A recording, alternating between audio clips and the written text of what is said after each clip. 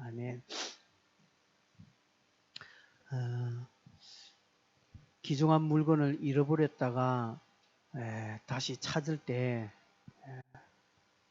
그 기분은, 그 기쁨은 말할 수 없죠.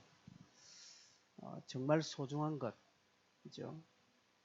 여러분 핸드폰 한 이틀 잊어먹다가 찾으면 얼마나 기쁘겠습니까? 그죠? 그런 값진 보물, 물건, 또 그건 아니더라도 정말 내 삶에 꼭 필요한 중요한 것인데 그걸 잊어먹었다가 다시 찾으면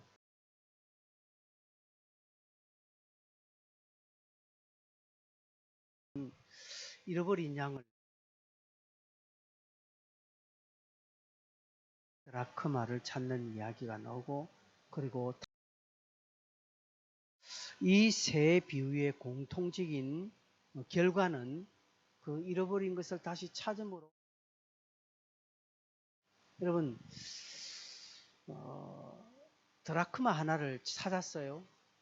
한 드라크마는 한 데나리온에 해당되는 돈으로 오늘날 뭐 그 당시에는 가장 싼 값입니다. 이제 노동자의 한 하루 뭐 품삯이라고 이렇게 말합니다. 요즘 뭐 하루 일당 한 10만 원 정도 계산하면 그거예요. 근데 그것도 크죠. 근데 잃어버린 양 한 마리, 드라크마 하나, 탕자 돌아온 것을 기뻐하면서 주인들은 잔치를 벌였습니다. 소잡고, 그죠? 그리고 막 마을 사람들 불러서 잔치를 벌였어요. 경제적으로 보면 마이너스입니다. 10만 원 찾았다고요. 거의 100만 원치 쓰는 거예요. 근데 이 이야기 하는 것은 무엇입니까? 찾은 기쁨이 얼마나 크냐라는 것을 보여주는 겁니다. 오늘 베세메스로 법궤가 다시 돌아옵니다. 블레셋이 이 법궤를 순순히 보내줬습니다. 게다가 각종 보물도 함께 보냈습니다. 그래서 이스라엘은 큰 기쁨이 넘쳤습니다. 은혜가 넘쳤습니다. 근데 너무너무 지금 안 그래도 법궤 때문에 이스라엘 백성들의 마음은 좀 심숭했고 하나님께 죄송했고 또 그죠? 영적인 중압감이 있었는데 뭐 그렇게 자기들이 법궤를 찾으려고 되돌리려고 막 노력한 것도 아닌데 블레셋이 순순히 오늘 무슨 일이 일어난지는 뭐 이스라엘 백성도 들었겠죠. 그죠? 블레셋은 막 난리법석 났을 거예요. 법궤 때문에. 그래서 놀래서 이 블레셋은 각종 보물과 함께 순순히 이 법궤를 돌려 줬습니다. 그래서 이스라엘은 너무 좋아하고 있는데 오늘 본문에 보니까 그 기쁨, 그 은혜를 누리자마자 그들은 큰 화를 당하게 됩니다. 법궤를 들여다본 것 때문에 어떤 성경에는 5만 70명이 죽었다라고 이렇게 나오고 우리 성경엔 70명이 죽었다라고 이렇게 나옵니다. 5만 70명이 죽었다면 엄청난 거예요. 70명이 죽어도요. 그 당시 인구 비례해서 한 마을에 70명이 죽었다는 것은요. 큰 겁니다. 여러분 우리 연산오동이에요. 연산오동만 하더라도 인구가 한 7만 명 됩니다. 제법 큽니다. 그죠? 굉장히 많은 인구죠. 그것도 오래전에 7만 명인데 이 연산오동에 어느 날 갑자기 70명이 죽어버렸다. 하루아침에 어느 지역에 70명이 죽었다면 대한민국이 떠들썩한 대서특별된 내용입니다. 그런데 그 당시는 엄청나죠. 왜 그렇게 됐습니까? 오히려 법궤가 들어온 것이 그들에게 화가 되고 말았습니다. 귀중한 것을 찾았는데 찾고 난 기쁨은 오래 가지 않고 오히려 안 찾은 것만 못하는 그런 엄청난 화가 일어났다는 것이죠. 여러분 성도는요. 은혜 위에 은혜를 체험해야 됩니다. 요한복음 1장 2절에 보면 은혜 위에 은혜대로 그리스도의 충만이 은혜 위에 은혜라고 이야기합니다. 또 역대상 4장 10절에 보면 그죠? 복에 복을 더하사라는 표현이 나옵니다. 우리는 성도는 그런 어려움, 그런 복을 얻어야 됩니다. 그런 은혜를 경험해야 합니다. 그런데 간혹 종종 은혜 뒤에 큰 시험과 또 어려움을 당하는 이 일들을 종종 봅니다. 꼭 신앙적인 일뿐만 아니라 우리 개인적인 어떤 일반적인 생활에서도 좋은 일 있고 그 좋은 일이 오래 가지 못하고 완전히 그냥 뭐 뒤집어지는 그런 일들이 있죠. 왜 그렇겠습니까? 그런 이유가 무엇이겠습니까? 베세메스로 법궤가 들어와서 온 이스라엘을 기뻐했지만 그들은 완전히 그냥 뭐 차라리 법궤가 없을 때가 더 좋았던 것처럼 화가 되고 엄청난 벌을 받게 되는 것입니다. 여러분, 귀한 복을 받았고 은혜를 받았지만 그 복, 그 은혜를 잘 관리해야 합니다. 성도는요, 받은 은혜를 잘 관리해야 됩니다. 잘 됐다고 해서 내게 주신 하나님 복을 거만하게 교만되이 받아들이면 넘어지는 거예요. 그래서 성경은 고린도 10장에 보면 선자들은 그런즉 선자들은 넘어질까 조심하라고 했습니다. 우린 그렇게 잘 될 때 조심해야 됩니다. 하나님의 은혜와 하나님의 복이 내게 들어올 때 우리가 그런 은혜를 받을 때 더 겸손해야 합니다. 그래서 내가 더 높아질수록 겸손해야 됩니다. 더 잘 될수록 더 겸손해야 됩니다. 더 하나님을 의지해야 됩니다. 그럴 때 더 성경 읽어야 됩니다. 그럴 때 더 기도해야 됩니다. 여러분 우리는 막 애달아지고 절박하면 기도하고 절박하면 찬송하고 절박하면 교회 나옵니다. 근데 그 절박함이 해결되면 싹 그냥 입 닦는 것들이 많은데 반대가 돼야 됩니다. 나의 절박함이 해결되면 더 하나님 앞에 감사하고 그럴 때 오히려 더 성경 읽고 그럴 때 더 하나님을 의지할 때 그 사람은 은혜를 잘 관리하는 사람 되고 그 사람은 복에 복을 더하는 은혜를 반드시 경험하게 될 겁니다. 13절 14절 오늘 보면 베세메스 사람들이 이제 자기 마을에 법궤가 들어온 것을 보게 되죠.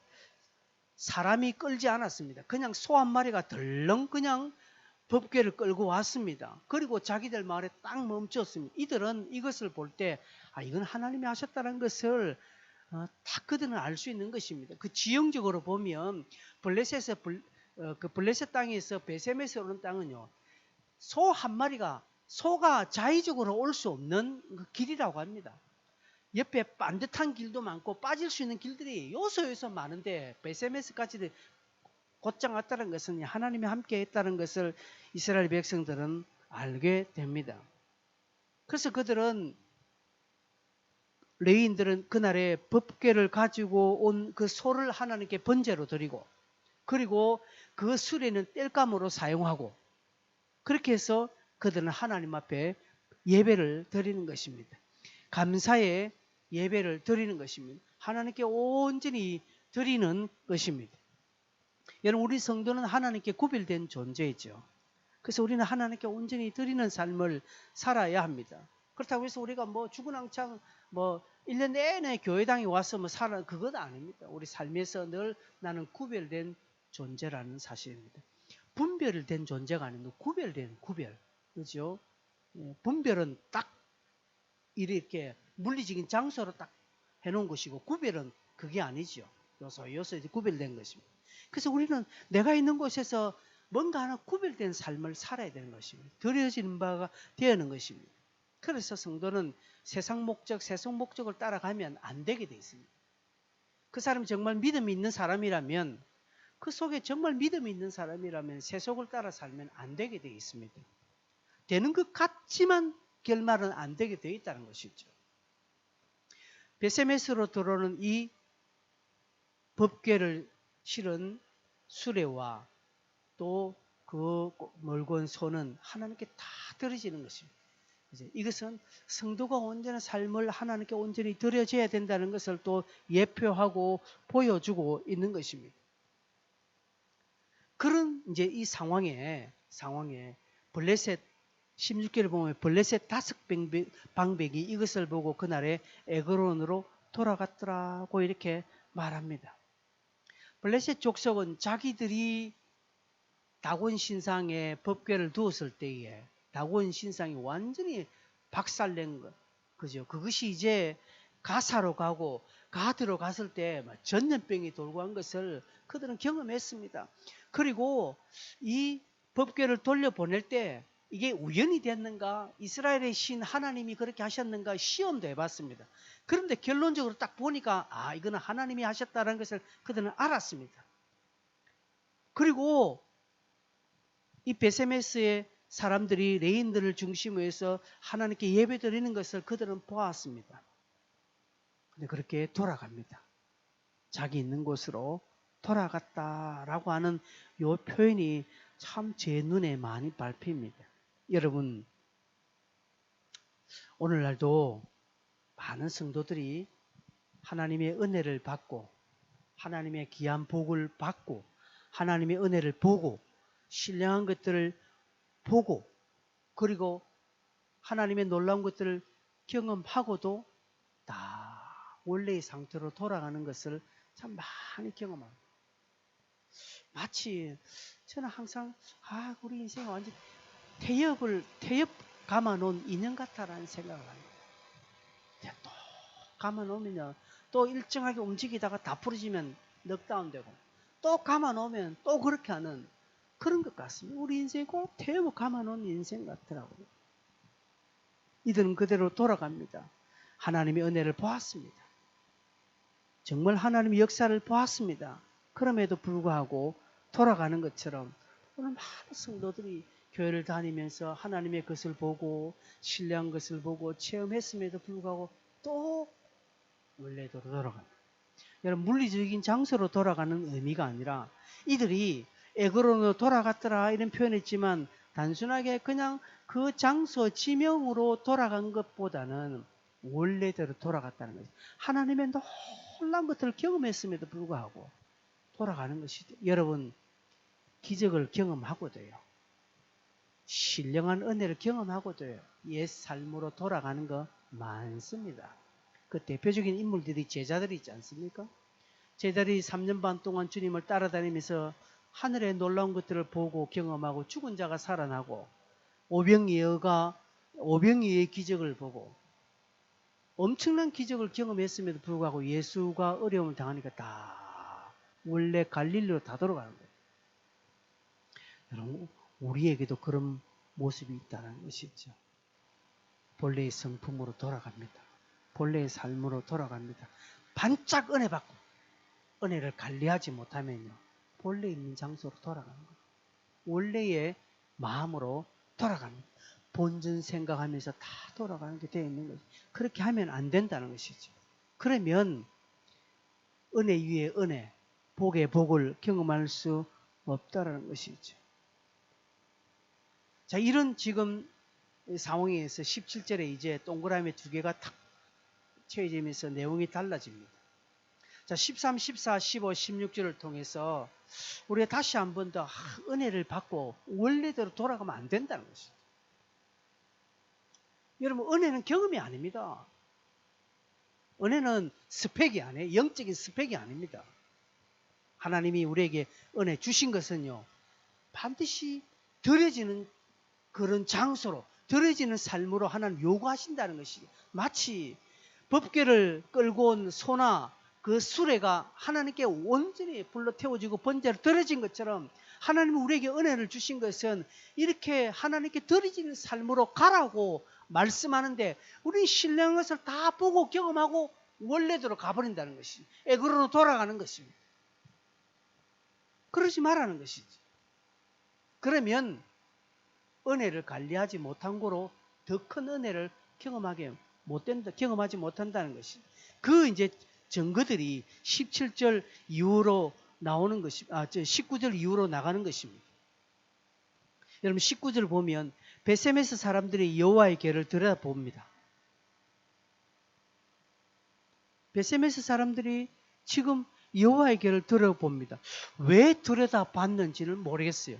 내용이 지금 여러분 18절, 19절은 끊어지고 지금 그 여러분 성경에 주제가 하나, 제목이 하나 들어가 있죠. 그죠? 여기에 18절에서 19절에는 세월이 얼마 지났는지, 시간이 얼마 지났는지 모릅니다. 그런데 그날 법궤를 들여다 본 것 때문에 70명이 죽었다는 것이죠. 5만 70명이 죽든 뭐 50만이 죽든 뭐 그거는 관계없는, 숫자가 중요한 것이 아니라 그날 사람이 죽었다는 것이죠. 법궤로 인하여서 기쁨과 환희에 가득 찬 이 베세메스 사람들에게 오히려 절망과 좌절, 엄청난 시련이 찾아왔습니다. 은혜의 뒤에 큰 환난을 만나게 되었고 오히려 법궤가요 그들에게 화가 된 꼴입니다. 여러분, 하나 우리가 알 것은 때로는 은혜가 어떤 자들에게는 화가 될 수 있습니다. 때로는 복이 그 사람의 화가 될 수 있다는 거예요. 우리 잘 알죠? 돈이 그 사람을 망하게 하는 것입니다. 로또 당첨된 사람들을 분석해 보니까요, 거의 99.9%는 다 망한 사람들이에요. 미국에서 통계를 냈죠. 우리나라도 마찬가지입니다. 그거 한번 조사한 사 있더라고요. 거의 다가 해가 망신한 것입니다. 그 로또가 그 사람에게는 복이 아니라 화가 되었다는 것이죠. 여러분, 은혜를 감당하지 못할 때는 오히려 화가 됩니다. 은혜. 그래서 여러분, 영적으로 우리가 신령한 은사를 경험하고 영적으로 신비한 경험을 한 것이요, 그에게 복이 되고 그에게 은혜가 되기 위해서는 필수 요건이 있습니다. 근데 그 요건이 충족되지 않으면요, 그 신비한 경험, 그 신령한 은사, 신령한 하나님의 놀라운 역사들이 그에게 화가 되어 돌아올 수 있다는 것을 우리는 성경을 통해서 아주 심각하게 받아들여야 됩니다. 이 베세메서 사람들은 법궤가 들어왔어요. 감사하고요. 하나님께 제사 드리고 다 했죠. 근데 법궤를 들여다보았다는 것이죠. 왜 들여다봤는지는 모르겠습니다. 호기심 때문에 봤겠죠. 그죠? 호기심 때문에. 이것은 하나님에 대한 무지입니다. 하나님을 경홀히 여겼다는 것이죠. 여러분, 영적으로 충만해지면요, 하나님을 경홀히 여길 수 있습니다. 하나님에 대한 무지가 찾아올 수 있습니다.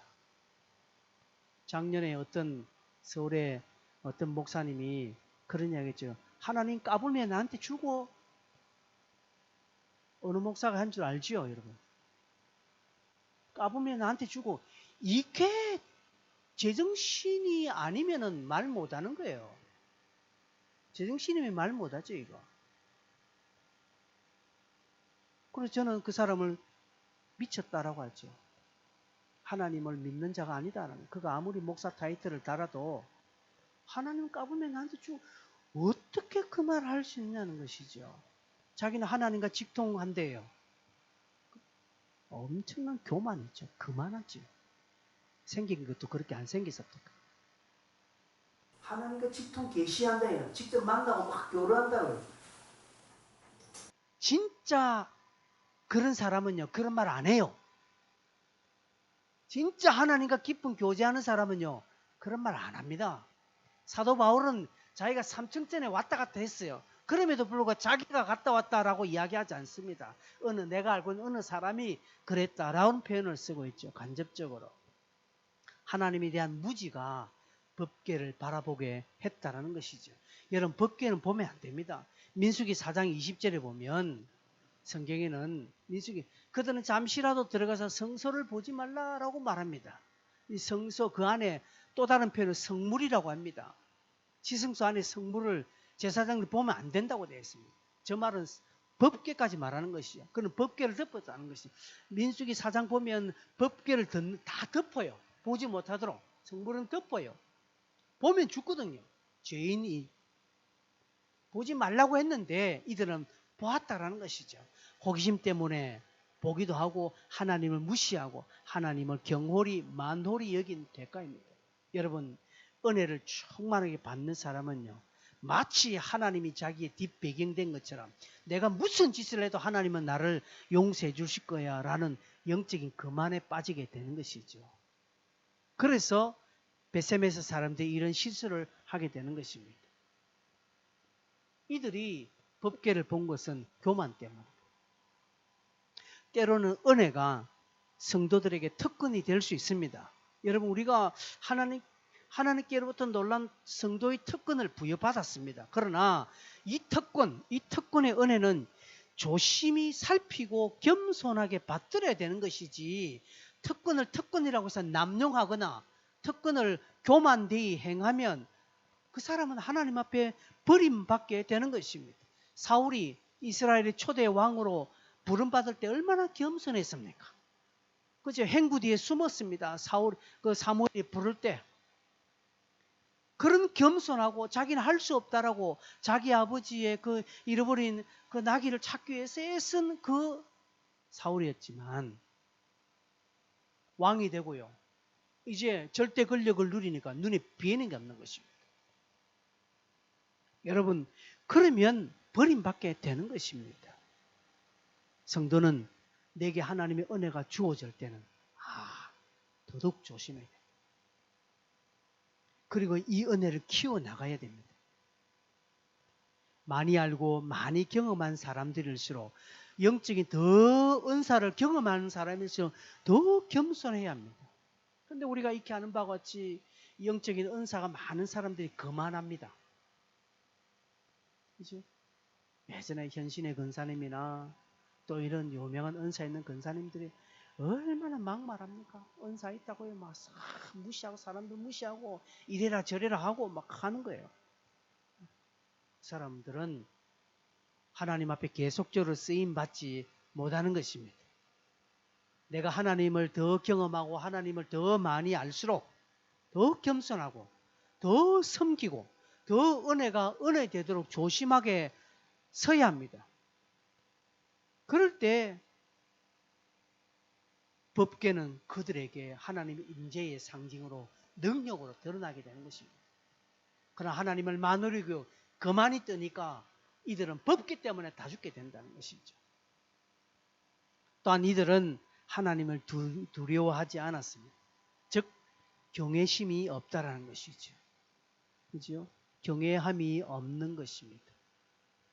여호와를 경외함에 보응이 있다라고 이제 시편 149편 나와 있습니다. 하나님을 경외함의 보응은요, 겸손이 첫째, 그리고 재물이 따라오는 것입니다. 하나님을 경외하는 것은요, 성도에게 가장 복의 어떤 문을 열어주는 것입니다. 그래서 내가 하나님의 은혜를 경험하고 막 도전받지 않습니까? 우리가 신앙생활 할 때 참 귀한 말씀을, 설교를 들으면서 도전받을 때 있습니다. 또 다른 사람들이, 여러 주변 사람들의 간증을 통해서 도전받았습니다. 그런데 도전받고 어떻게 합니까? 도전받고 블레셋 사람들이 애굽으로 간 것처럼 도전받고 도전만 받고 그냥 나는 내 삶을 가는 것이죠. 이런 사람들에게는 더 은혜가 없습니다. 그러나 도전이 되고 은혜가 오면 더 겸손히 쓰고 그걸 붙잡고 더 가야 되는 거예요. 마치 여러분 그 야생에서, 그죠? 야생에서 성냥이 없어가지고 귀하게 막 부싯돌로 해가지고 불씨를 만든 사람 있지 않습니까? 그 불씨를 불로 키우기 위해서 얼마나 애를 씁니까? 보존해서, 그래서 입으로 불고 바람을 불어서 또 다른 것들을, 또 불을 잘 탈 수 있는 요소들, 재료를 사용해서 그래서 불씨를 만들어서 그것을 큰 불로 탁 만드는 것처럼 우리 또한 그렇다는 것이죠. 하나님이 내게 은혜의 불씨를 탁 주셨으면요, 그 은혜의 불씨를 내가 불고 잘 관리해서 더 큰 불로 가도록 해야 하는 것입니다. 그러면 그때마다 하나님께서 땔감을 주시는 거예요. 큰 불이 나는 땔감을 주시는데, 그냥 이거 아무 때나 관리하지 못하고 불 꺼지 버리고 그냥 사는 것들이 얼마나 많이 있냐는 것이죠. 하나님을 두려워하고 하나님을 경외하는 사람은요, 그죠? 여호와를 경외하는 사람은 하나님께로 나오게 되어 있다고 이야기했습니다. 그래서 더 큰 은혜를 경험하는 것입니다. 베세메스 사람들은 이런 하나님에 대한 무지, 영적인 교만, 그리고 하나님에 대한 경외함이 없는 거로 결국 여러분 20절에 보면 이 거룩하신 하나님 여호와 앞에 누가 능히 서고 그를 우리에게서 누구에게로 올라가시게 할까 하고 이렇게 말합니다. 뭡니까? 법궤를 누가 가지고 갈 거 이 말입니다. 그래서 전령들을 기럇 여아림 주민에게 보내어 블레셋 사람들이 여호와의 궤를 도로 가져왔으니 너희는 내려와서 그것을 내게로 옮겨가라 하고 말합니다. 벳세메스에게 은혜의 기회가 왔는데 이들이 관리하지 못하니까 이것을 기럇 여아림으로 보내는 것이죠. 여러분, 은혜를 알지 못하는 사람 은혜 받으면 그게 귀한 줄도 몰라요. 그래서 성경은요, 진주를 돼지 목에 걸 수 없다라고 말합니다. 누가 돼지에게 진주를 주겠냐는 것이죠. 가치를 아는 자에게 그걸 줄 때 진짜 쓰는 것입니다. 근데 가치를 모르면요,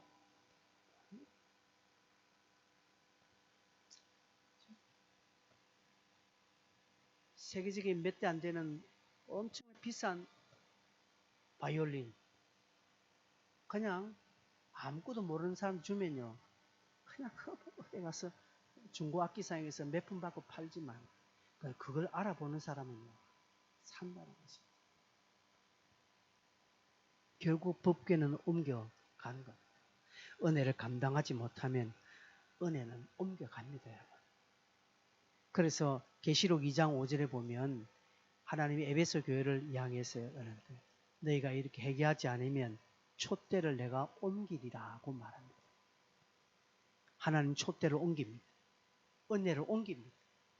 내가 그 은혜를 받을 그런 게 못 되면 나만 쏙 제하고 다른 데로 은혜가 옮겨간다는 사실입니다. 은혜의 상징인 하나님의 임재의 상징인 법궤 같지만 그 은혜의 법궤를, 그 하나님의 축복의 법궤를 관리하지 못하게 되니까 결국은 다른 사람에게로 기럇 여아림으로 이 법궤가 옮겨가는 웃지 못할 상황이 생기는 것입니다. 벳세메스는 통탄해야 되는데 어떻게 하든지 법궤를 치우려고 하는 것이죠. 여러분, 우리가 못하면요, 우리가 그런 자격이 안 되거나 우리가 그 관리 못하면 하나님 촛대를 옮깁니다. 하나님 은혜를 옮깁니다. 우리 교회도 마찬가지입니다. 내가 못하면, 우리 교회가 못하면 하나님을 옮깁니다. 하나님은 돌들을 통하여서 하나님을 찬양하도록 만드실 수 있는 전능하신 분이라는 사실을 여러분 잊으시면 안 됩니다. 그래서 내게 주신 기회 때 그걸 귀찮다, 다음에 하지 마십시오. 내게 은혜가 왔을 때, 하나님 내게 복의 기회가 왔을 때 딱 붙잡으셔야 됩니다. 그래야 더 큰 은혜가 오는 것입니다. 하나님을 더 의지하시고요, 하나님을 더 깊이 하시고 더 겸손히 여러분 하시는 일들을 잘 관리하셔야 합니다. 그럴 때 더욱 큰 은혜, 야고보서 4장 6절을 보니까 더욱 큰 은혜가 임한다라고 말합니다. 여러분, 더욱 큰 은혜를 사모하십시오. 복의 복을 더 사모하십시오. 그러기 위해서는 지금 여러분이 받았던 은혜, 지금 여러분이 하고 있는 일들을, 지금 여러분의 상황, 이 영적인 귀한 불씨를 조심히 다루어서 더 큰 불로 만드셔야 하는 것입니다. 그렇게 만들면 하나님이 복의 땔감을 주시는 것입니다. 물질로 땔감 주고요, 건강으로 땔감을 주고요, 그리고 형통으로 땔감을 주실 줄로 믿습니다. 이런 영적인 은혜를 더 깊이 체험하는 우리 모두 되기를 바랍니다. 함께 찬양하겠습니다.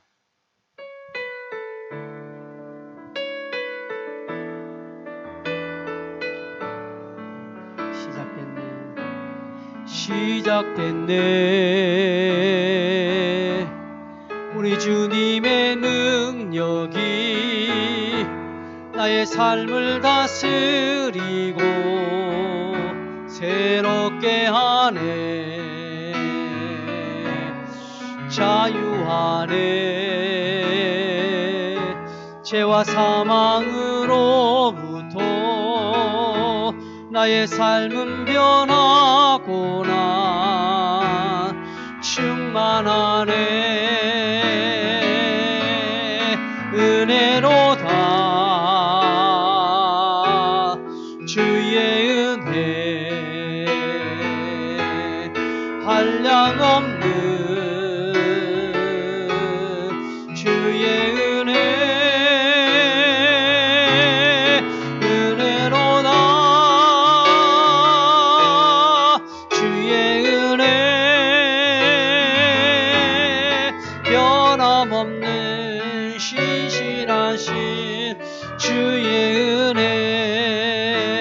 시작됐네. 시작됐네. 우리 주님의 능력이 나의 삶을 다스리고 새롭게 하네. 자유하네. 죄와 사망으로부터 나의 삶은 변하구나. 충만하네. 은혜로다. 주의 은혜 한량없는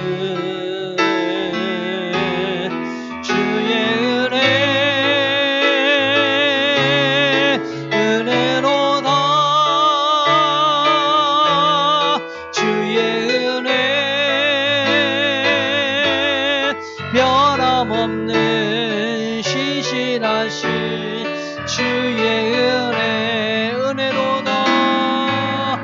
은혜로다. 주의 은혜 한량없는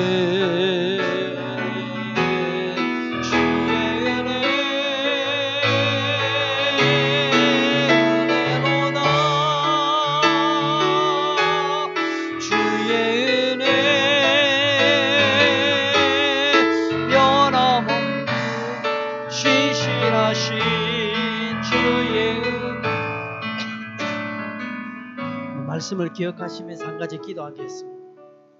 여러분이 딱 한 가지 기도 제목 잡으십시오. 하나님 주신 은혜 만홀히 여기지 않겠습니다. 교만되이 여기지도 않겠습니다. 내가 잘나서 은혜 받은 거 아닙니다. 하나님이 뭔가 우리를 받으시기 위해서, 그죠? 하나님이 나의 어떤 그런 하나님께 드려지는 삶을 하나님이 받으시기 위해서 내게 은혜를 주셨는데, 나는 블레셋 사람처럼 그냥 원래대로 가는 거예요. 그냥 맛배기만 먹고 본 물건을 사지 않고 가는 사람처럼 그렇게 되는 것이죠. 하나님 귀한 은혜를 잘 감당하여 더욱 큰 은혜, 촛대가 내게 딱 머무는 그런 영적인 귀중한 복을 내가 경험하고 싶습니다. 우리 교회가 그런 교회가 되게 해주십시오. 말씀을 가지고 같이 한번 동성을 한번 기도하겠습니다.